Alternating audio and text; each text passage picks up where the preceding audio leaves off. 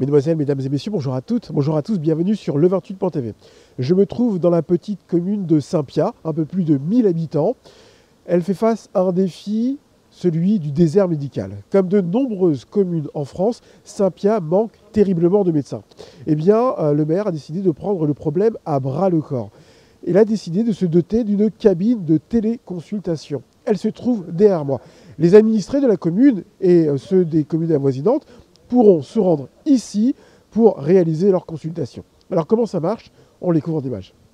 On a un oxymètre qui permet de... Enfin, ici, on a capacité le taux d'oxygène dans votre sang. Ici, bon, c'est la température, c'est classique, mais c'est nécessaire. Ici, c'est aussi assez classique, hein, c'est le stéthoscope.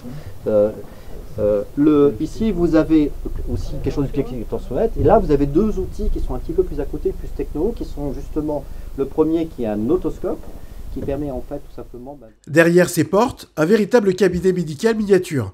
Cette cabine permet de consulter un médecin à distance tout en réalisant certains examens de base. Le principe est simple, le patient prend rendez-vous via une application ou directement sur place. Une fois installé, un médecin apparaît à l'écran et guide la consultation. Un dispositif en location acquis en urgence et qui coûte cher.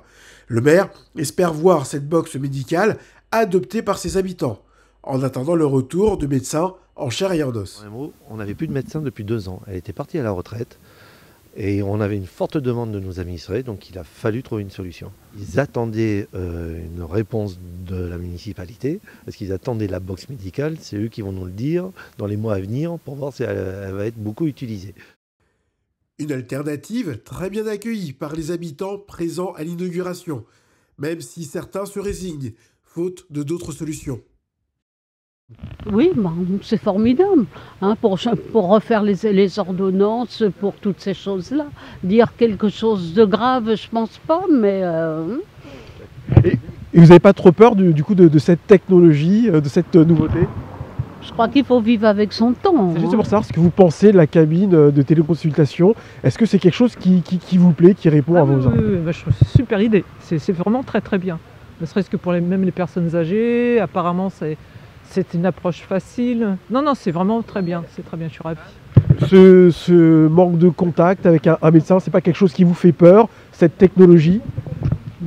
Dans l'urgence, de toute façon, il est souhaitable d'avoir ce genre de choses parce que ça permet quand même de répondre dans l'immédiateté à des besoins médicaux sans avoir un médecin. Après avoir un médecin, oui, très bien.